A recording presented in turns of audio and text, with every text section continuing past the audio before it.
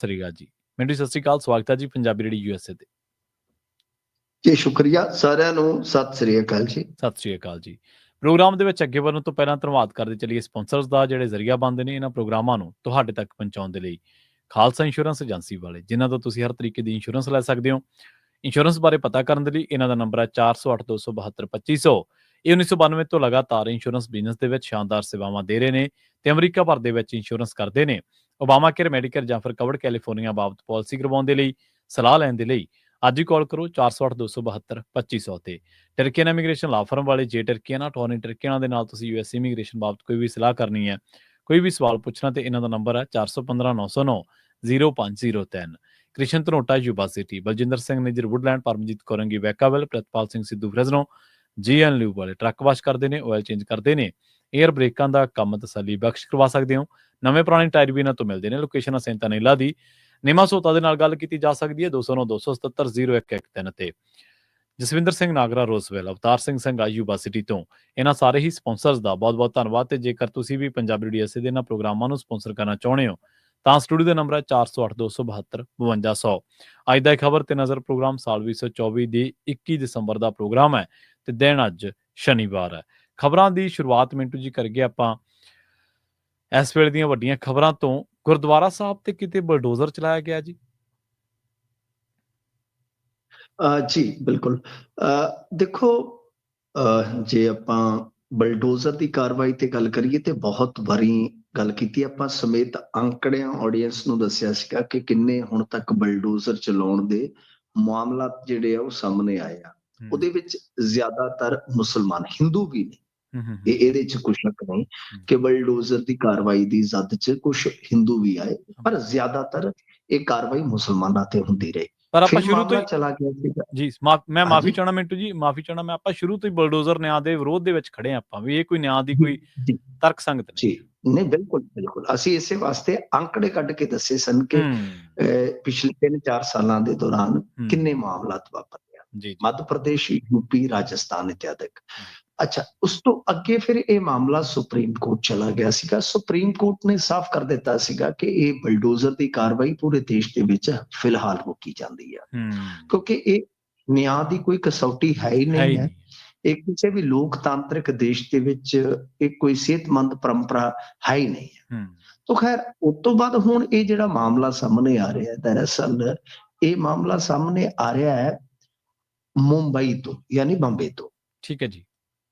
ਕਹਿੰਦੇ ਆ ਕਿ ਉੱਥੇ ਜਦੋਂ ਸੁਪਰੀਮ ਕੋਰਟ ਨੇ ਪਾਬੰਦੀ ਲਾਈ ਹੋਈ ਸੀ, ਗ੍ਰੇਟਰ ਮੁੰਬਈ ਨਗਰ ਨਿਗਮ ਨੂੰ ਹੁਣ ਫਟਕਾਰ ਪਈ ਹੈ ਇਸ ਮਾਮਲੇ ਦੇ ਵਿੱਚ। ਕਿਉਂਕਿ ਗੁਰਦੁਆਰਾ ਸਾਹਿਬ ਤੇ ਹੀ ਬਲਡੋਜ਼ਰ ਚਲਾ ਦਿੱਤਾ ਗਿਆ ਹੈ ਤੇ ਇਸ ਤੋਂ ਇਲਾਵਾ ਜੋ ਨਗਰ ਨਿਗਮ ਖਿਲਾਫ ਮਾਣਹਾਨੀ ਦੀ ਪਟੀਸ਼ਨ ਸੀਗੀ, ਉਸ ਤੇ ਹੁਣ ਨੋਟਿਸ ਜਾਰੀ ਕਰ ਦਿੱਤਾ ਗਿਆ। ਕਿਉਂਕਿ ਦੇਖੋ, ਅਵਗਿਆ ਮਾਮਲਾ ਬਣ ਗਿਆ ਨਾ, ਕੰਟੈਂਪਟ ਬਣ ਗਿਆ ਕਿ ਇਹਨਾਂ ਨੇ ਜਾ ਕੇ ਜਿਹੜਾ ਤਰਕ ਦਿੱਤਾ ਕਿ ਦੇਖੋ ਜੀ, ਗੁਰਦੁਆਰਾ ਸਾਹਿਬ ਜਿਹੜਾ ਹੈ ਉਹ ਬਈ ਜੋ ਸੋਲਿਡ ਵੇਸਟ ਮੈਨੇਜਮੈਂਟ ਲਈ ਜਗ੍ਹਾ ਰੱਖੀ ਗਈ ਸੀ ਉਹਦੇ ਚ ਸੀ, ਪਰ ਅਦਾਲਤ ਨੇ ਨਗਰ ਨਿਗਮ ਦੀ ਦਲੀਲ ਨੂੰ ਰੱਦ ਕਰਦੇ ਕਿਹਾ ਕਿ ਕਿਸੇ ਵੀ ਧਾਰਮਿਕ ਸਥਾਨ ਨੂੰ ਢਾਉਣਾ ਕਾਨੂੰਨ ਦਾ ਉਲੰਘਣ ਹੈ। ਤੁਸੀਂ ਧਾਰਮਿਕ ਸਥਾਨ ਨੂੰ ਢਾ ਨਹੀਂ ਸਕਦੇ ਸਿੱਧੇ ਤੌਰ ਤੇ। ਤਾਂ ਉਸ ਤੋਂ ਬਾਅਦ ਹੁਣ ਜਿਹੜਾ ਦੋਸ਼ ਸੀਗਾ ਪਟੀਸ਼ਨਰ ਦਾ ਕਿ ਨਗਰ ਨਿਗਮ ਨੇ ਨਾ ਸਿਰਫ ਗੁਰਦੁਆਰਾ ਸਾਹਿਬ ਨੂੰ ਢਾ ਦਿੱਤਾ, ਬਲਕਿ ਸ੍ਰੀ ਗੁਰੂ ਗ੍ਰੰਥ ਸਾਹਿਬ ਦਾ ਸਰੂਪ ਵੀ ਉਹ ਆਪਣੇ ਨਾਲ ਲੈ ਗਏ ਨੇ ਜੀ। ਉਹਨਾਂ ਨੇ ਕਿੱਥੇ ਰੱਖਿਆ ਹੋਏਗਾ, ਇਸ ਹਾਲਤ ਦੇ ਵਿੱਚ ਰੱਖਿਆ ਹੋਏਗਾ, ਉਹ ਇੱਕ ਹੋਰ ਪ੍ਰਸ਼ਨ ਬਣ ਜਾਂਦਾ ਹੈ। ਤਾਂ ਕਹਿਣ ਦਾ ਮਤਲਬ ਇਹ ਆ ਕਿ ਇਸ ਮਾਮਲੇ ਦੇ ਵਿੱਚ ਗ੍ਰੇਟਰ ਮੁੰਬਈ ਨਗਰ ਨਿਗਮ ਹੈ ਜਿਹੜਾ, ਉਹ ਹੁਣ ਬਹੁਤ ਬੁਰੀ ਤਰ੍ਹਾਂ ਫਸ ਗਿਆ। ਤਾਂ ਇੱਕ ਤਾਂ ਕੰਟੈਂਪਟ ਬਣਦੀ ਕਿਉਂਕਿ ਸੁਪਰੀਮ ਕੋਰਟ ਦੀ ਰੋਕ ਹੈ ਨਾ ਕਿ ਹੇਠਾਂ ਤੁਸੀਂ ਕੋਈ ਬਲਡੋਜ਼ਰ ਦੀ ਕਾਰਵਾਈ ਅਮਲ ਚ ਲਿਆ ਹੀ ਨਹੀਂ ਸਕਦੇ।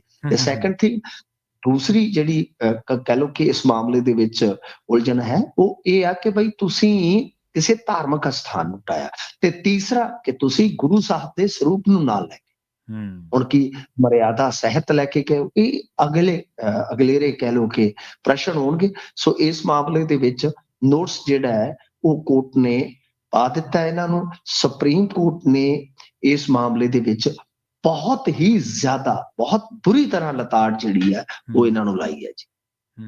ਜੀ ਬਿਲਕੁਲ, ਬਹੁਤ ਮੰਦਭਾਗੀ ਘਟਨਾ ਵਾਪਰੀ ਮਿੰਟ ਜੀ। ਔਰ ਕੋਟ ਸਹੀ ਹੈ ਜੀ। ਉਹ ਕਹਿੰਦੇ ਕਿ ਕਿਸੇ ਵੀ ਧਾਰਮਿਕ ਸਥਾਨ ਨੂੰ ਢਾਉਣ ਤੋਂ ਪਹਿਲਾਂ ਜਿਹੜਾ ਤੁਸੀਂ ਸੋਚ ਵਿਚਾਰ ਜ਼ਰੂਰ ਕਰਨਾ ਸੀਗਾ।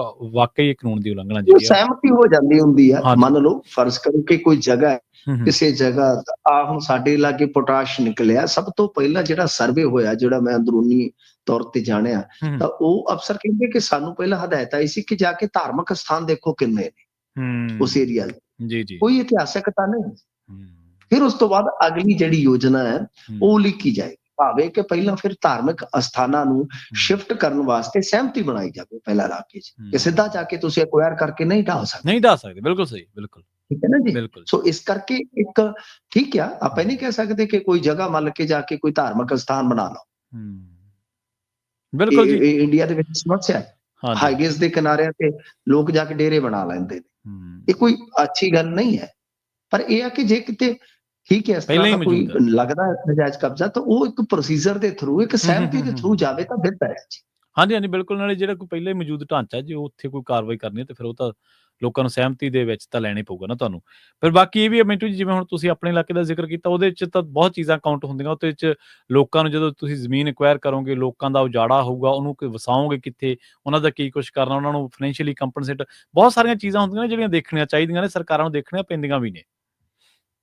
ਹਾਂਜੀ, ਨਹੀਂ ਉਹ ਅਸੈਸਮੈਂਟ ਅੱਡ ਤੋਂ, ਅੱਡ ਤੋਂ ਲੱਗਦੀ ਪਰ ਮੈਂ ਬਿਲਕੁਲ। ਤੁਹਾਨੂੰ ਧਾਰਮਿਕ ਸਥਾਨਾਂ ਦੀ ਗੱਲ ਦੱਸੀ ਹੈ ਕਿ ਜੀ। ਧਾਰਮਿਕ ਸਥਾਨ ਕਿੰਨੇ ਆ ਹੂੰ, ਤੇ ਹੂੰ, ਉਹਦੇ ਚ ਐਸਟੀ ਕਿੰਨੇ ਆ, ਜੀ। ਕਿ ਕੀ ਸ਼ਡਿਊਲਡ ਟ੍ਰਾਈਬਸ ਤੇ ਨਹੀਂ ਹੈਗੇ। ਹੂੰ, ਤਾਂ ਮਤਲਬ ਕਿ ਇਹ ਧਾਰਮਿਕ ਸਥਾਨਾਂ ਨੂੰ ਜੇ shift ਕੀਤਾ ਜਾਂਦਾ ਤਾਂ ਉਹ ਇੱਕ ਕਹਿ ਲਓ ਕਿ ਥਰੂ ਪ੍ਰੋਸੀਜਰ ਹੁੰਦਾ ਹੈ, ਹੂੰ, ਹੂੰ, ਜੀ, ਉਹ ਸਹਿਮਤੀ ਹੁੰਦੀ ਹੈ। ਸੋ ਜੀ। ਇਸ ਕਰਕੇ ਮੈਂ ਤੁਹਾਨੂੰ ਇੱਕ ਮਿਸਾਲ ਦਿੱਤੀ ਆ ਕਿ ਸਾਡੇ ਹਾਲੇ ਐਕਵਾਇਰ ਦਾ ਜਿਹੜਾ ਉਹ ਹਾਲੇ ਕੁਝ ਵੀ ਨਹੀਂ ਸ਼ੁਰੂ ਹੋਇਆ ਅਮਲ, ਪਰ ਸਭ ਤੋਂ ਪਹਿਲਾਂ ਮੁੱਢਲੇ ਤੌਰ ਤੇ ਉਹਨਾਂ ਨੇ ਇਹ ਦੇਖਿਆ ਕਿ ਧਾਰਮਿਕ ਸਥਾਨ ਤਾਂ ਨਹੀਂ ਕੋਈ ਇਤਿਹਾਸਕ ਹੂੰ, ਕਿ ਅਸੀਂ ਕੱਲ ਨੂੰ ਐਕਵਾਇਰ ਕਰ ਲਈਏ, ਉੱਥੇ ਜਾ ਕੇ ਕੋਈ ਕਿਸੇ ਕਿਸਮ ਦਾ ਭਾਵਨਾਤਮਕ ਸੈਂਟੀਮੈਂਟ ਜਿਹੜਾ ਉਹ ਹਰਟ ਹੋਵੇ ਹੂੰ, ਤਾਂ ਉਹ ਮੁਸ਼ਕਲ ਹੋ ਜਾਏਗਾ, ਫਿਰ ਉੱਥੇ ਮੋਰਚਾ ਲੱਗ ਜਾਏਗਾ। ਜੀ। ਇਸ ਕਰਕੇ ਇਹ ਚੀਜ਼ ਹੁੰਦੀ ਹੈ, ਬੜੀ ਸੈਂਸਿਟਿਵ ਚੀਜ਼ ਹੁੰਦੀ ਹੈ। ਹੂੰ, ਇਹਨੂੰ ਜੇ ਉਹਨਾਂ ਨੇ ਨਹੀਂ ਸੋਚਿਆ ਵਿਚਾਰਿਆ ਤਾਂ ਮੇਰੇ ਖਿਆਲ ਦੇ ਨਾਲ ਤਾਂ ਹੀ ਉਹ ਕਸੂਤੇ ਫਸ ਗਏ। ਫਸ ਗਏ, ਬਿਲਕੁਲ ਸਹੀ। ਜੱਸੀ ਨੂੰ ਸਮਨਿੰਗ ਹੋਈ ਹੈ ਜੀ, ਤੇ ਕਹਿੰਦੇ ਇਸ ਤੋਂ ਬਾਅਦ ਹੁਣ ਮੁੜ ਆਸ ਜਾਗੀ ਹੈ ਜੀ ਇਸ ਮਾਮਲੇ ਦੇ ਵਿੱਚ। ਦੇਖੋ ਆਸ ਮੱਧਮ ਹੈ, ਪਰ ਚਲੋ ਜੱਸੀ ਨੂੰ ਜੱਸੀ ਉਹੀ ਹੈ, ਸੰਬੰਧੀ ਹੈ ਜਿਹੜਾ ਡੇਰੇਦਾਰ ਦਾ। ਡੇਰੇਦਾਰ ਦਾ, ਡੇਰੇ ਮੁਖੀ ਦਾ। ਹੂੰ, ਇਹ ਹਰਮਿੰਦਰ ਜੱਸੀ ਤੁਹਾਨੂੰ ਪਤਾ ਹੀ ਆ, ਪਹਿਲਾਂ ਹਾਂਜੀ। ਕਾਂਗਰਸੀ ਸੀਗਾ। ਹੂੰ, ਹਨੀਪ੍ਰੀਤ ਨੂੰ ਪੇਸ਼ ਕਰਾਉਣ ਦੇ ਵਿੱਚ ਵੀ ਇਹਦੀ ਇੱਕ ਭੂਮਿਕਾ ਕਥਿਤ ਤੌਰ ਤੇ ਸਮਝੀ ਜਾਂਦੀ ਹੈ। ਹੂੰ, ਹੂੰ, ਇਸੇ ਇਲਾਕੇ ਦੇ ਵਿੱਚ ਹਨੀਪ੍ਰੀਤ ਰਹੀ ਵੀ ਆ, ਇਹ ਕਥਿਤ ਚਰਚਾ ਜਿਹੜੀ ਚੱਲਦੀ ਰਹੀ ਆ। ਖੈਰ ਇਹ ਕੁੜਮ ਨੇ ਆਪੋ ਵਿੱਚ ਦੀ, ਤੇ ਇਹ ਮੌੜ ਦੇ ਵਿੱਚ ਉਮੀਦਵਾਰ ਸੀਗਾ। ਤੁਹਾਨੂੰ ਯਾਦ ਹੋਣਾ ਜਨਵਰੀ 2017 ਯਾਨੀ ਇਲੈਕਸ਼ਨ ਤੋਂ ਠੀਕ ਐਨ ਪਹਿਲਾਂ ਇੱਕ ਉੱਥੇ ਬਲਾਸਟ ਹੋਇਆ ਸੀਗਾ। ਬਲਾਸਟ ਤੋਂ ਬਾਅਦ ਫਿਰ ਮੁੱਖ ਦੋਸ਼ੀ ਬਣਾਏ ਗਏ ਸੀਗੇ ਗੁਰਤੇਜ, ਅਵਤਾਰ, ਅਮਰੀਕ। ਇਹ ਅੱਜ ਤੱਕ ਪਤਾ ਹੀ ਨਹੀਂ ਕਿੱਥੇ ਨੇ ਕਿੱਥੇ ਆ, ਮਤਲਬ ਕਿ ਕੋਈ ਇਹਨਾਂ ਦਾ ਥੋ ਪਤਾ ਹੀ ਨਹੀਂ ਕਿੱਥੇ ਨੇ ਕਿੱਥੇ ਨਹੀਂ, ਕੋਈ ਇਹਨਾਂ ਬਾਰੇ ਜਾਣਕਾਰੀ ਨਹੀਂ ਜੀ। ਥੋੜਾ ਬਹੁਤਾ ਕੇਸ ਚੱਲਿਆ, ਉਦੋਂ ਇੱਕ ਇਨਸਪੈਕਟਰ ਸੀ, ਬੜਾ ਤੇਜ਼ ਤਰਾਰ ਇਨਸਪੈਕਟਰ ਸੀਗਾ। ਹੂੰ, ਹੂੰ, ਉਹ ਬਿਲਕੁਲ ਕਹਿ ਲਓ ਕਿ ਬੜੀ ਫੁਰਤੀ ਦੇ ਨਾਲ ਇਹਨਾਂ ਦੇ ਕਾਲਰ ਤੱਕ ਪਹੁੰਚ ਗਿਆ ਸੀ, ਲਗਭਗ ਦੋਸ਼ੀਆਂ ਦੇ ਕਾਲਰ ਤੱਕ। ਪਰ ਹੂੰ, ਫਿਰ ਪਤਾ ਨਹੀਂ ਕੀ ਹੋਇਆ, ਉਸ ਬੰਦੇ ਦਾ ਤਬਾਦਲਾ ਕੀਤਾ ਗਿਆ, ਉਸ ਕੇਸ ਨੂੰ ਠੰਡੇ ਬਸਤੇ 'ਚ ਪਾਉਣ ਦੀ ਕੁਵਤ ਜਿਹੜੀ ਆ ਉਹ ਸ਼ੁਰੂ ਹੋ ਜਾਂਦੀ ਆ। ਸੋ ਲਿਹਾਜ਼ਾ ਉਸ ਤੋਂ ਬਾਅਦ SIT ਬਣਦੀ ਆ, ਮਾਮਲਾ ਫੇਰ ਠੰਡੇ ਬਸਤੇ 'ਚ ਹਾਈ ਕੋਰਟ 'ਚ ਜਾਂਦਾ ਹੈ ਮਾਮਲਾ, ਫੇਰ ਇਹਨਾਂ ਨੂੰ ਝਾੜ ਫਟਕਾਰ ਨਵੇਂ ਸਿਰੇ ਤੋਂ SIT ਦਾ ਗਠਨ, ਯਾਨੀ ਕੁੱਲ ਮਿਲਾ ਕੇ ਕਹਿ ਸਕਦੇ ਆ ਕਿ ਇਹ ਹਾਲੇ ਤੱਕ ਮਾਮਲਾ ਜਿਹੜਾ ਉਹ ਜਾਂਚ ਪੜਤਾਲ ਦੀ ਘੁੰਮਣ ਘੇਰੀ ਚੋਂ ਅਗਾਂਹ ਨਹੀਂ ਵੱਧ ਪਾਇਆ। ਜਦ ਕਿ ਇਸ ਬਲਾਸਟ ਦੇ ਵਿੱਚ ਜਿਹੜੀ ਸਭ ਤੋਂ ਵੱਡੀ ਤਰਾਸਦਿਕ ਕਹਾਣੀ ਸੀਗੀ ਉਹ ਇਹ ਸੀ ਕਿ 7 ਬੰਦੇ ਮਰੇ ਸਨ ਤੇ 7 ਚੋਂ 5 ਬੱਚੇ ਸਨ। ਮਤਲਬ ਕਿ ਇਨੋਸੈਂਟ ਬੱਚੇ ਜਿਹੜੇ ਆ ਉਹ ਇਸ ਘਿਨੌਣੀ ਸਾਜ਼ਿਸ਼ ਦੇ ਵਿੱਚ ਭਿੰਨ ਚੜ ਗਏ ਸੀਗੇ। ਉਸ ਤੋਂ ਬਾਅਦ ਹੁਣ ਦੱਸਦੇ ਆ ਕਿ ਜੱਸੀ ਨੂੰ ਸਮਨਿੰਗ ਹੋਈ ਆ। ਦੇਖੋ ਇਹ ਬੜੀ ਗੁਪਤ ਜਿਹੀ ਗੱਲ ਰੱਖ ਦਿੱਤੀ ਜਾਂਦੀ ਆ, ਬਹੁਤ ਮਤਲਬ ਕਿ ਆਪਾਂ ਕਹਿ ਲਈਏ ਕਿ ਇਹ ਨਾ ਲੁਕੋ ਕੇ ਰੱਖ ਲਈਆਂ ਜਾਂਦੀਆਂ ਨੇ ਖਬਰਾਂ ਇਸ ਤਰ੍ਹਾਂ ਦੀਆਂ। ਪਰ ਦੱਸਦੇ ਆ ਕਿ ਸ਼ਾਇਦ 21 ਜਾਂ 22 ਯਾਨੀ ਅੱਜ ਕੱਲ ਦੇ ਵਿੱਚ ਜੱਸੀ ਜਿਹੜਾ ਹੈ ਉਹ ਪੇਸ਼ ਹੋ ਸਕਦਾ ਹੈ। ਜੀ, ਜੀ, ਜੀ। ਇਹ ਹੁਣ ਦੂਜੇ ਪਾਸੇ ਜੇ ਤੁਸੀਂ ਵੇਖੋਗੇ ਤਾਂ ਕਾਫੀ ਕੁਝ ਹੋ ਰਿਹਾ ਹੈ ਨਾ। ਜੇ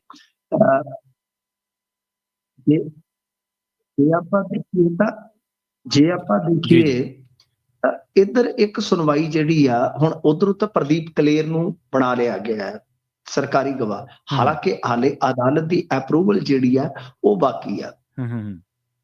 ਦੂਜੇ ਪਾਸੇ ਕੀ ਹੈ ਕਿ ਹਾਈ ਕੋਰਟ ਤੋਂ ਡੇਰਾ ਮੁਖੀ ਨੂੰ ਇੱਕ ਹੋਰ ਵੱਡਾ ਝਟਕਾ ਲੱਗਾ ਕਿ ਕੇਸ ਡਾਇਰੀ ਸੌਂਪਣ ਦਾ ਜਿਹੜਾ ਹੁਕਮ ਸੀਗਾ ਨਪੁੰਸਕ ਬਣਾਉਣ ਦੇ ਮਾਮਲੇ ਦੇ ਵਿੱਚ, ਉਹ ਕਹਿ ਲਓ ਕਿ ਇਹਨਾਂ ਨੇ ਮੰਨਿਆ ਨਹੀਂ ਡਾਇਰੈਕਟਲੀ। ਹਾਈ ਕੋਰਟ ਨੇ ਹੇਠਾਂ ਅਦਾਲਤ ਨੂੰ ਫੇਰ ਇਹ ਮਾਮਲਾ ਸੌਂਪ ਦਿੱਤਾ ਹੈ ਕਿ ਉਹ ਫੈਸਲਾ ਕਰੇ ਕਿ ਉਹਨਾਂ ਨੇ ਕੇਸ ਡਾਇਰੀ ਸੌਂਪਣੀ ਹੈ ਜਾਂ ਨਹੀਂ। ਜੇ ਨਹੀਂ ਸੌਂਪਣੀ ਤਦ ਵੀ, ਪਰ ਉਦੋਂ ਤੱਕ ਰੋਕ ਸਟੇ ਲੱਗਾ ਰਹੇਗਾ, ਰੋਕ ਲੱਗੀ ਰਹੇਗੀ ਜਦੋਂ ਤੱਕ ਹੇਠਲੀ ਅਦਾਲਤ ਜਿਹੜੀ ਆ ਫੈਸਲਾ ਨਹੀਂ ਲੈਂਦੀ। ਤਾਂ ਕੁੱਲ ਮਿਲਾ ਕੇ ਇਹ ਕਹਾਣੀ ਇੱਥੇ ਜਿਹੀ ਖੜਦੀ ਹੈ ਕਿ ਰਫੜ ਬਹੁਤ ਨੇ, ਪਰ ਇਸ ਦਰਮਿਆਨ ਡੇਰਾ ਮੁਖੀ ਦੇ 2 ਮੁਕੱਦਮੇ ਜਿਹੜੇ ਕਿ ਵੱਡੇ ਮੁਕੱਦਮੇ ਆ ਉਹ ਵੀ ਸੁਣਵਾਈ ਤੇ ਆ ਲੱਗੇ ਆ। ਡਾਕੂਮੈਂਟ ਆਪਾਂ ਨੂੰ 1-2 ਦਿਨਾਂ ਤੱਕ ਮਿਲ ਜਾਣਗੇ ਉਸ ਸੁਣਵਾਈ ਦੇ, ਫਿਰ ਉਹ ਡਾਕੂਮੈਂਟ ਚੈੱਕ ਕਰਕੇ ਫਿਰ ਆਪਾਂ ਉਹਦਾ ਵੀ ਖੁਲਾਸਾ ਕਰ ਦਿਆਂਗੇ। ਤਾਂ ਪਰ ਮੈਨੂੰ ਜਿੰਨੀ ਕੋਈ ਜਾਣਕਾਰੀ ਹੈ ਕਿ 2 ਡੇਰਾ ਮੁਖੀ ਦੇ ਕੇਸ ਹਾਈ ਕੋਰਟ 'ਚ ਸੁਣਵਾਈ ਤੇ ਲੱਗ ਗਿਆ। ਜੇ 2 ਵੱਡੇ ਕੇਸ ਪ੍ਰਵੀਨ ਜੀ ਨਿਕਲ ਗਏ ਤਾਂ ਇਹਦੀ ਰਿਹਾਈ ਦਾ, ਇਹਦਾ ਆਜ਼ਾਦੀ ਦਾ ਕੋਈ ਰਸਤਾ ਨਹੀਂ ਰੋਕ ਸਕਦਾ। ਕਿਉਂ? ਕਿਉਂਕਿ ਜਿਹੜੇ ਆਹ ਕੇਸ ਰਹਿ ਗਏ ਨਿੱਕੇ ਮੋਟੇ, ਠੀਕ ਹੈ ਨਾ ਜੀ, ਹੁਣ ਇਹ ਵੈਸੇ ਬਲਾਸਟ ਵਾਲਾ ਬਹੁਤ ਵੱਡਾ ਕੇਸ ਹੈ, ਪਰ ਉਹਦੇ 'ਚ ਜਾਂਚ ਪੜਤਾਲ ਹੀ ਹਾਲੇ ਤੁਰ ਹੀ ਨਹੀਂ ਰਹੇ, ਤਾਂ ਨਾ ਹੀ ਉਹਦੇ 'ਚ ਸਿੱਧੇ ਤੌਰ ਤੇ ਕੋਈ ਨਾਮਜ਼ਦਗੀ ਹੈ ਦੀ, ਨਾ ਲੈਣਾ ਨਾ ਦੇਣਾ। ਤਾਂ ਕੁੱਲ ਮਿਲਾ ਕੇ ਮੈਂ ਜੋ ਤੁਹਾਨੂੰ ਇੱਕ ਅਗਾਊ ਹੀ ਵੱਡੀ ਖਬਰ ਦੇ ਰਿਹਾ ਵਾਂ ਕਿ ਪੱਕੇ ਤੌਰ ਤੇ ਬਾਹਰ ਆ ਸਕਦਾ, ਕਿਉਂਕਿ ਜਿਹੜੇ ਛੋਟੇ ਕੇਸ ਨੇ, ਛੋਟੇ ਭਾਵ ਮਤਲਬ ਕਿ ਜਿਨ੍ਹਾਂ 'ਚ ਛੋਟੀ ਸਜ਼ਾ ਹੁੰਦੀ ਹੈ, ਮਸਲਨ ਕਿ 295 ਆ ਬੇਅਦਬੀ ਦਾ ਦੋਸ਼ ਸਰ, ਉਹਦੇ 'ਚ 3 ਸਾਲ ਮੈਕਸਿਮਮ ਆ, ਤਾਂ ਇਹ ਤੇ ਪਹਿਲਾਂ ਹੀ 5-7 ਸਾਲ ਕੱਟ ਚੁੱਕਾ ਹੈ ਨਾ ਕਿਸੇ ਮਾਮਲੇ ਦੇ ਵਿੱਚ। ਤਾਂ ਮੰਨ ਲਓ ਕਿਸੇ ਮਾਮਲੇ 'ਚ ਕੱਟ ਚੁੱਕਾ ਹੈ, ਜੇ ਉਹਦੇ 'ਚ ਗ੍ਰਿਫਤਾਰੀ ਪੈ ਜਾਂਦੀ ਹੈ ਤਾਂ ਉਹ ਹਵਾਲਾਤ ਗਿਣ ਲਈ ਜਾਂਦੀ ਹੈ। ਜਾਂ ਉਹਨਾਂ ਕੇਸਾਂ ਦੇ ਵਿੱਚ ਤੁਹਾਨੂੰ ਪਤਾ ਹੈ ਉਹ ਨਰੇਸ਼ ਯਾਦਵ ਨੂੰ ਸਜ਼ਾ ਹੋਈ ਬੇਅਦਬੀ ਦੇ ਮਾਮਲੇ ਦੇ ਵਿੱਚ, ਤੇ ਦੂਜੇ ਦਿਨ ਕਿ ਤੀਜੇ ਦਿਨ ਹਾਈ ਕੋਰਟ 'ਚ ਉਹਨੂੰ ਬੇਲ ਮਿਲ ਗਈ ਸੀ। ਤਾਂ ਮੈਂ ਕਹਿ ਰਿਹਾ ਕਿ ਵੱਡੇ ਜਿਹੜੇ ਮਾਮਲੇ ਆ ਉਹ ਹੁਣ ਸੁਣਵਾਈ ਤੇ ਆ ਲੱਗੇ ਆ। ਜੀ ਬਿਲਕੁਲ। ਤੇ ਮਿੰਟੂ ਜੀ ਗੱਲ ਕਰੀਏ ਆਪਾਂ ਪੰਜਾਬ ਦੇ ਏਡੀਜੀਪੀ ਜਿੰਨੇ ਵੀ ਨੇ ਉਹਨਾਂ ਦੀ ਪ੍ਰਮੋਸ਼ਨ ਰੋਕੀ ਹੈ ਜੀ। ਹਾਂਜੀ ਦੇਖੋ, ਏਡੀਜੀਪੀਜ਼ ਦਾ ਮਾਮਲਾ ਕੀ ਹੈ ਕਿ ਵੈਸੇ ਤੇ ਜੇ ਤੁਸੀਂ ਦੇਖੋਗੇ ਪੰਜਾਬ ਦੇ ਵਿੱਚ ਕਿਸੇ ਟਾਈਮ ਇੱਕ ਆਈਜੀ ਹੀ ਸਾਰੀ ਪੁਲਿਸ ਫੋਰਸ ਨੂੰ ਸਾਂਭਦਾ ਸੀਗਾ 80-82 ਤੱਕ। ਤੇ ਉਸ ਤੋਂ ਬਾਅਦ ਫਿਰ ਹੁਣ ਤੁਸੀਂ ਦੇਖ ਲਓ ਕਿ ਡੀਜੀਪੀ ਦਾ ਅਹੁਦਾ ਬਣਦਾ ਹੈ, ਹੁਣ ਕਿੰਨੇ ਡੀਜੀਪੀ।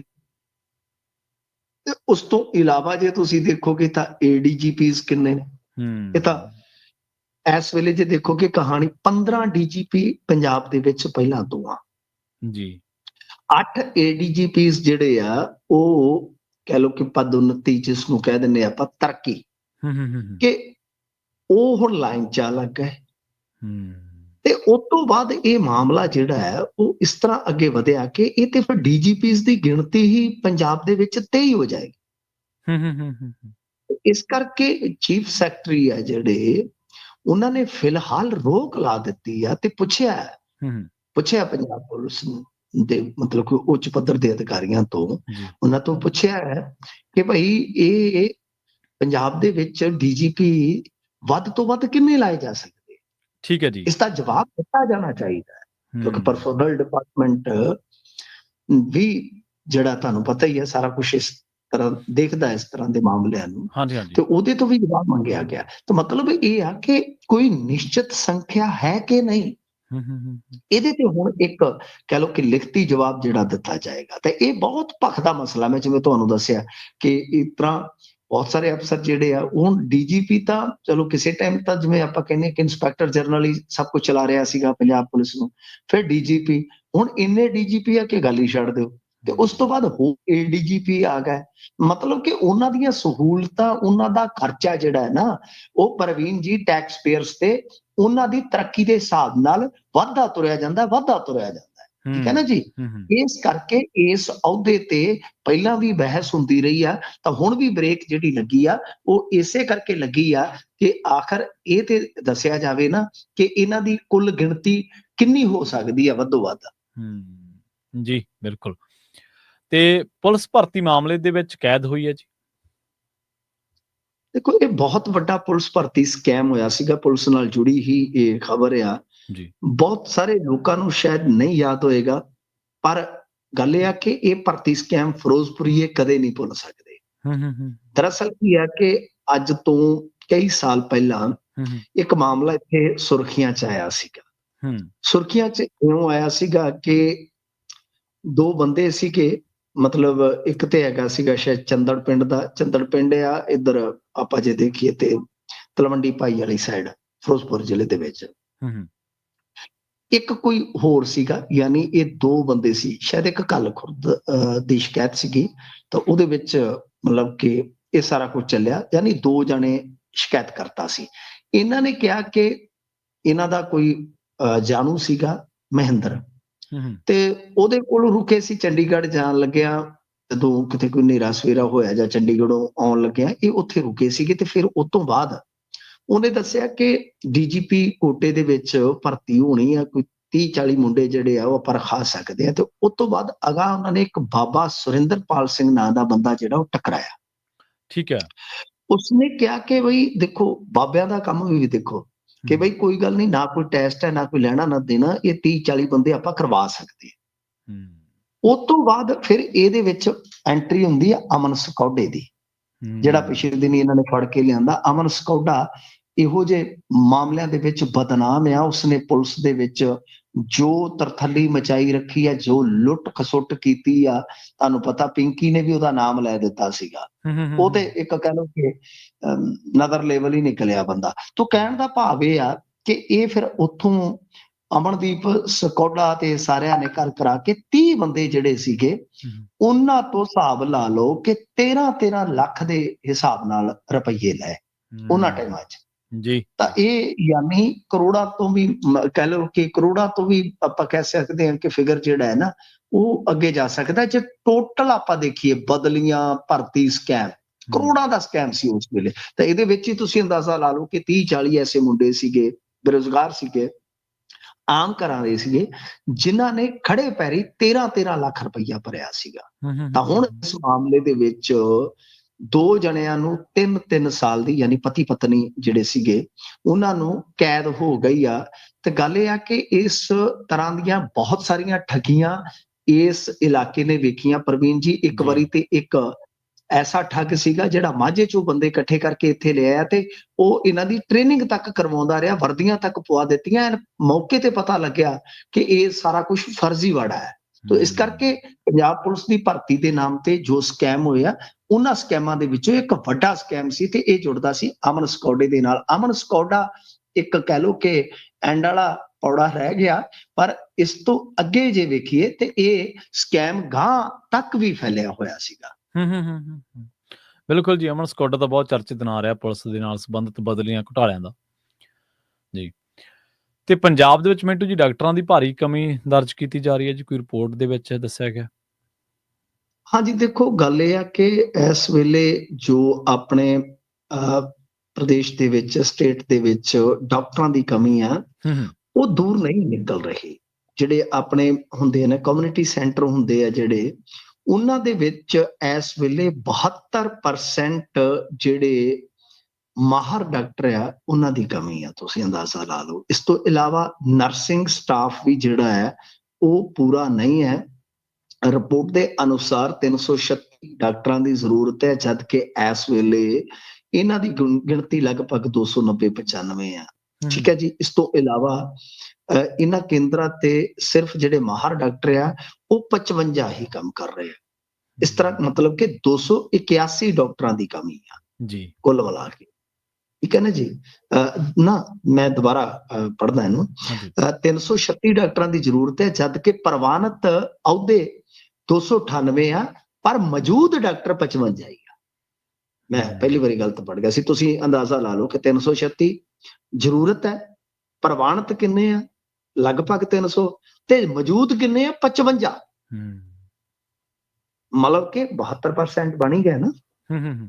ਤਾਂ ਇਹਦੇ ਵਿੱਚ ਹੁਣ ਤੁਸੀਂ ਦੇਖ ਲਓ ਕਿ ਕੀ ਆਪਾਂ ਇਸ ਸਰਕਾਰ ਤੋਂ ਸਵਾਲ ਜਿਹੜੇ ਉਹ ਨਹੀਂ ਕਰ ਸਕਦੇ ਕਿ ਜਿਨ੍ਹਾਂ ਨੇ ਸਾਰੀ ਸਿਆਸਤ ਹੀ ਸਿਹਤ ਅਤੇ ਸਿੱਖਿਆ ਦੇ ਆਲੇ ਦੁਆਲੇ ਖੇਡੀ ਆ। ਠੀਕ ਹੈ ਨਾ ਜੀ। ਸੋ ਇਸ ਤੋਂ ਇਲਾਵਾ ਜੇ ਤੁਸੀਂ ਦੇਖੋਗੇ ਤਾਂ ਨਰਸਿੰਗ ਸਟਾਫ ਦਾ ਵੀ ਆਪਾਂ ਜ਼ਿਕਰ ਕੀਤਾ ਹੈ ਕਿ ਉਹ ਵੀ ਭਾਰੀ ਕਮੀ ਨਾਲ ਜੂਝ ਰਿਹਾ ਹੈ। ਨਰਸਿੰਗ ਸਟਾਫ ਵੀ ਜਿਹੜੇ ਹਨ ਹੁਣ ਉਹ ਵੀ ਬਹੁਤ ਜ਼ਰੂਰੀ ਹੁੰਦੇ ਆ। ਇਸ ਵੇਲੇ ਕਹਿੰਦੇ ਕਿ 2018 ਜਿਹੜੇ ਪ੍ਰਵਾਨਿਤ ਇਹਨਾਂ ਦੇ ਪਦ ਅਹੁਦੇ ਆ, ਯਾਨੀ ਸਾਮੀਆਂ ਹੈ, ਪਰ ਸਿਰਫ 1114 ਹੀ ਨਰਸਿੰਗ ਸਟਾਫ ਤੈਨਾਤ ਨੇ, ਯਾਨੀ 904 ਨਰਸਿੰਗ ਸਟਾਫ ਦੇ ਜਿਹੜੇ ਅਹੁਦੇ ਕਹਿ ਲਓ, ਸਾਮੀਆਂ ਕਹਿ ਲਓ, ਖਾਲੀ ਆ। ਤਾਂ ਤੁਸੀਂ ਅੰਦਾਜ਼ਾ ਲਾ ਲਓ ਕਿ ਜਿਹੜੇ ਲੋਕ ਸਿਹਤ ਕ੍ਰਾਂਤੀ ਦੇ ਨਾਮ ਤੇ ਆਏ ਸੀਗੇ, ਤਾਂ ਉਹਨਾਂ ਦੀ ਸਿਹਤ ਕ੍ਰਾਂਤੀ ਦੀ ਫੂਕ ਕਿਸ ਤਰ੍ਹਾਂ ਨਿਕਲ ਰਹੀ ਆ। ਆਪਾਂ ਦੇਖਿਆ, ਮੈਂ ਤੁਹਾਨੂੰ ਪਹਿਲਾਂ ਹੀ ਕਿਹਾ ਸੀ, ਇਹ ਕੂਚੀ ਮਾਰਨਗੇ। ਵੇਖ ਲਓ, ਉਹਨਾਂ ਨੇ ਚੀਕ ਕਢਾਈ ਤੇ ਹੁਣ ਉਹ ਕਲੀਨਿਕਾਂ ਤੇ ਕੂਚੀ ਮਾਰ ਕੇ ਨਾਂ ਵੀ ਬਦਲ ਰਹੇ ਆ। ਪਰ ਕੁੱਲ ਮਿਲਾ ਕੇ ਔਖਾ ਹੀ ਆ ਇਹਨਾਂ ਦਾ, ਗੱਲਾਂ ਕਰਨ ਨੂੰ ਇਹ ਇੱਕ ਜਣਾ ਹੀ ਇਹਨਾਂ ਦਾ ਛਤੀਆਂ ਵਰਗਾ ਹੁੰਦਾ, ਪਰ ਕੰਮ ਕਰਨ ਦੇ ਮਾਮਲੇ ਦੇ ਵਿੱਚ ਪ੍ਰਵੀਨ ਜੀ ਉਹਦੀ ਗੱਲ ਨਹੀਂ ਹੈਗੀ। ਜੀ ਬਿਲਕੁਲ। ਤੇ ਸਤਵੰਤ ਕੌਰ ਨੂੰ ਸੁਖਬੀਰ ਹਮਲੇ ਨਾਲ ਜੋੜਨ ਦੀ ਨਿਖੇਧੀ ਕੀਤੀ ਜਾ ਰਹੀ ਹੈ ਜੀ। ਹਾਂਜੀ, ਦੇਖੋ, ਇਸ ਮਾਮਲੇ ਦੇ ਵਿੱਚ ਇਹ ਆ ਕਿ ਬੀਬੀ ਸਤਵੰਤ ਕੌਰ, ਜਿਨ੍ਹਾਂ ਨੂੰ ਫਸੀਲ ਤੋਂ ਦਿੱਤੇ ਆਦੇਸ਼ ਦੇ ਵਿੱਚ ਪਾਰਟੀ 'ਚ ਕਮੇਟੀ 'ਚ ਨਹੀਂ ਸੀ ਰੱਖਿਆ ਗਿਆ, ਪਰ ਬਾਅਦ ਦੇ ਵਿੱਚ ਉਹਨਾਂ ਨੂੰ ਕਮੇਟੀ 'ਚ ਸ਼ਾਮਲ ਕੀਤਾ ਗਿਆ ਸੀਗਾ। ਗਿਆਨੀ ਹਰਪ੍ਰੀਤ ਸਿੰਘ ਨੇ ਖੁਲਾਸਾ ਕੀਤਾ ਸੀਗਾ ਕਿ ਇਹ ਨਾਮ ਮੈਂ ਸਜਾਇਆ। ਤਾਂ ਗੱਲ ਇਹ ਆ ਕਿ ਜੋ ਬੀਬੀ ਸਤਵੰਤ ਕੌਰ ਜੀ ਨੇ, ਉਹ ਸ਼ਹੀਦ ਭਾਈ ਅਮਰੀਕ ਸਿੰਘ ਜੀ ਦੇ ਸਪੁੱਤਰੀ ਨੇ, ਬਹੁਤ ਪੜ੍ਹੇ ਲਿਖੇ ਨੇ। ਇਹ ਇਸ ਵੇਲੇ ਸ਼ਾਇਦ ਡਿਪਟੀ ਡਾਇਰੈਕਟਰ ਜੋ ਐਜੂਕੇਸ਼ਨਲ ਡਿਪਾਰਟਮੈਂਟ ਹੈ ਨਾ SGPC ਦਾ, ਉਹਦੇ ਅਹੁਦੇਦਾਰ ਹੈ। ਨਰੈਣ ਸਿੰਘ ਚੌੜਾ ਹਮਲਾ ਕਰਨ ਤੋਂ ਇੱਕ ਦਿਨ ਪਹਿਲਾਂ ਪ੍ਰਵੀਨ ਜੀ ਉੱਥੇ 10:37 ਤੇ ਇਹਨਾਂ ਦੇ ਦਫ਼ਤਰ ਗਿਆ ਸੀਗਾ। ਗੱਲਬਾਤ ਹੋਈ ਆ, ਬੀਬੀ ਜੀ ਨੂੰ 2 ਵਾਰੀ ਪੁੱਛਗਿੱਛ ਵਾਸਤੇ ਉਹਨਾਂ ਨੇ ਬੁਲਾਇਆ। ਉਹਨਾਂ ਨੇ ਕਿਹਾ ਕਿ ਦੇਖੋ, ਇੱਕ ਜਰਨਲ ਮੀਟਿੰਗ ਹੈ, ਮਤਲਬ ਕਿ ਕੋਈ ਆ ਗਿਆ, ਮੈਨੂੰ ਵਧਾਈ ਦੇਣ ਆ ਗਿਆ, ਮੇਰੇ ਦਫ਼ਤਰ 'ਚ ਜਾਣਦੇ ਸਾਰੇ, ਮਤਲਬ ਕਿ ਆਮ ਇੱਕ ਜਿੱਦਾਂ ਹੁੰਦੀ ਆ ਅਟਕ, ਮੈਨੂੰ ਉਸ ਦਾ ਕੀ ਪਤਾ। ਤਾਂ ਮਤਲਬ ਕਿ ਕੁਝ ਲੋਕ ਉਸ ਚੀਜ਼ ਨੂੰ ਬਹੁਤ ਜ਼ਿਆਦਾ ਵਧਾਵਾ ਦੇ ਰਹੇ ਆ। ਦਰਅਸਲ ਕੀ ਹੈ ਪ੍ਰਵੀਨ ਜੀ, ਪੰਜਾਬੀਆਂ 'ਚ ਇੱਕ ਕਮੀ ਹੋ ਗਈ ਆ, ਨਾ ਤਾਂ ਸਾਡੇ 'ਚ ਕੋਈ ਟਰਸਟ ਰਿਹਾ ਤੇ ਨਾ ਕੋਈ ਸਾਡੇ 'ਚ ਠਰਮ ਆ ਰਿਹਾ। ਕੋਈ ਵਿਸ਼ਵਾਸ ਨਹੀਂ। ਤੁਸੀਂ ਆਪਣੇ ਆਪ ਨੂੰ ਜਿੰਨੇ ਮਹਾਨ ਕਹਿ ਲਓ, ਉਹ ਤੁਹਾਡੀ ਆਜ਼ਾਦੀ ਹੈ ਸਰ, ਪਰ ਅਸੀਂ ਇੱਥੇ ਜੋ ਦੇਖਦੇ ਆ, ਸਾਡਾ ਭਰਾ ਤੇ ਵਿਸ਼ਵਾਸ ਨਹੀਂ ਹੈਗਾ, ਸਾਡਾ ਕੋਈ ਜਾਂਚ ਪੜਤਾਲ ਤੇ ਵਿਸ਼ਵਾਸ ਨਹੀਂ ਹੈਗਾ, ਸਾਡਾ ਆਪਣੇ ਲੀਡਰਾਂ ਤੇ ਕੋਈ ਵਿਸ਼ਵਾਸ ਨਹੀਂ ਹੈਗਾ, ਕਿਸੇ ਤੇ ਕੋਈ ਵਿਸ਼ਵਾਸ ਨਹੀਂ ਹੈ। ਜਦੋਂ ਜਾਂਚ ਪੜਤਾਲ ਚੱਲਦੀ ਹੈ, ਇਹ ਵਿੱਚ ਐਵੇਂ ਵੀ ਮੁਕੇਸ਼ ਬੱਖੀ ਬਣੇ ਬੈਠੇ ਨੇ ਲੋਕ, ਬਈ ਜਾਂਚ ਪੜਤਾਲ ਚੋਂ ਪਤਾ ਲੱਗ ਜਾਏਗਾ ਆਮ ਆਦਮੀ ਪਾਰਟੀ ਦੀ ਸਰਕਾਰ ਹੈ। ਤਾਂ ਉਹ ਬੀਬਾ ਨੂੰ ਧੱਕੇ ਨਾਲ ਜੋੜਿਆ ਜਾ ਰਿਹਾ, ਕਿਉਂਕਿ ਉਹ ਕਮੇਟੀ 'ਚ ਪਾਏ ਨੇ, ਤੇ ਕਮੇਟੀ 'ਚ ਪਾਏ ਕਿਨੇ, ਮੈਂ ਤੁਹਾਨੂੰ ਨਾਮ ਦੱਸ ਦਿੱਤਾ। ਪ੍ਰੋਬਲਮ ਕਿੱਥੇ ਹੈ? ਸੋ ਇਸ ਕਰਕੇ ਕੁਝ ਲੀਡਰ ਆਏ ਨੇ ਸਾਹਮਣੇ, ਜਿੱਦਾਂ ਰਜਿੰਦਰ ਸਿੰਘ ਮਹਿਤਾ, ਭਗਵੰਤ ਸਿੰਘ ਸਿਆਲਕਾ, ਇਹਨਾਂ ਨੇ ਸਥਿਤੀ ਨੂੰ ਸਪਸ਼ਟ ਕੀਤਾ ਕਿ ਇਹ ਕੁਝ ਲੋਕ ਜਿਹੜੇ ਆ, ਇਹ ਜੋ ਅਨਸਰ ਆ, ਉਹ ਗਲਤ ਤਰੀਕੇ ਨਾਲ ਬੀਬਾ ਜੀ ਬਾਰੇ ਕਮੈਂਟ ਕਰ ਰਹੇ ਆ, ਜੋ ਕਿ ਬਈ ਗਲਤ ਆ, ਕਿਉਂਕਿ ਉਹ ਸ਼ਹੀਦ ਦੀ ਪੁੱਤਰੀ ਆ। ਜੀ ਮਿੰਟੂ ਜੀ, ਨਾਲ ਖਾਸ ਖਬਰਾਂ ਤੇ ਖਾਸ ਜਾਣਕਾਰੀਆਂ ਦੇ ਲਈ ਤੁਹਾਡਾ ਬਹੁਤ-ਬਹੁਤ ਧੰਨਵਾਦ ਜੀ। ਧੰਨਵਾਦ ਜੀ। ਪ੍ਰੋਗਰਾਮ ਖਬਰ ਤੇ ਨਜ਼ਰ ਨੂੰ ਆਪਾਂ ਇੱਥੇ ਹੀ ਸਮਾਪਤ ਕਰਾਂਗੇ। ਤੁਹਾਡਾ ਸਾਰਿਆਂ ਦਾ ਵੀ ਬਹੁਤ ਧੰਨਵਾਦ। ਸਤਿ ਸ੍ਰੀ ਅਕਾਲ। ਜੁੜੇ ਰਹੋ ਪੰਜਾਬੀ ਰੇਡੀਓ USA ਦੇ ਨਾਲ।